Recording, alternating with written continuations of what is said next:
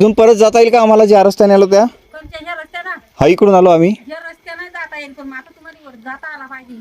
महाराष्ट्र फिरत असताना बऱ्याच अनियोजित गोष्टी घडत आहेत. सरसगड उतरून अष्टविनायकांपैकी एक बल्लाडेश्वराचं दर्शन घ्यायला गेलो, तिथे भोजन दान दिसलं. मग दर्शन घेऊन आलो आम्ही. 30-30 रुपयाची पास काढली, कारण सारसगड उतरून आम्हाला भूक लागलीच होती आणि त्यामुळे हा प्रसाद आम्हाला अनमोल होता. दोघांनी पोट भरून खाल्लं आणि निघालो पुढल्या वाटेने. पेट्रोल भरला आणि गाडीचा हेडलाईट कव्हर तुटला. मग काय, कसं तरी जुगाड केला आणि निघालो अहिल्यानगरकडे, कारण तिथेच महाराष्ट्रातील सर्वात उंच शिखर आहे. रोड चांगले नसल्यामुळे गाडी हळू जात होती. मग लागला नॅशनल हायवे 3 आणि गाडीने वेग धरला. खूप वर्षांची इच्छा पूर्ण होणार होती. गावकऱ्यांनी सांगितलं की तिकडे एक घरी पार्किंग आहे. मग या घरी 50 रुपयाची पार्किंग लावून काही बॅग ठेवल्या आणि ट्रॅकिंगला सुरुवात केली. तेव्हाच आमच्या लक्षात आलं की आम्ही चुकीच्या मार्गाने जात आहोत. मग एका दादाने आम्हाला योग्य रस्ता दाखवला आणि आम्ही पुन्हा जिद्दीने चढायला सुरुवात केली. वाटेत एक साप दिसला, सो बी केअरफुल.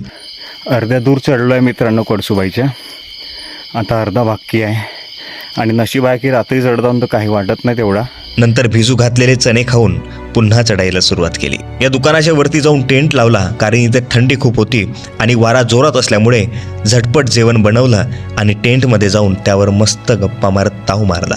आणि आतुरता होती उद्याच्या सकाळची, तो अविस्मरणीय सूर्योदय बघण्याची. आता रात्री आम्ही टेंट टाकून झोपतोय. जेवण झाला मस्तपैकी.